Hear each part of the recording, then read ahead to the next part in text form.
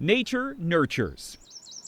That's the headline of a recent study on the effects of living near green spaces. The study suggested that people who lived in the greenest areas actually had a lower death rate. Specifically, a 12% lower death rate than those living in the least green areas. The study also reveals a 41% lower death rate for kidney disease, 34% lower for respiratory disease, and 13% lower for cancer. Another plus, living near nature improves mental well-being.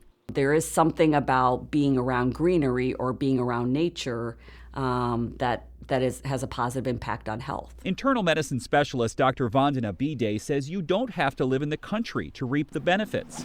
The take-home message really is even if you live in an urban area, if you can have some access to some greenery, it's a very low-tech way of helping both your mental health and your physical health.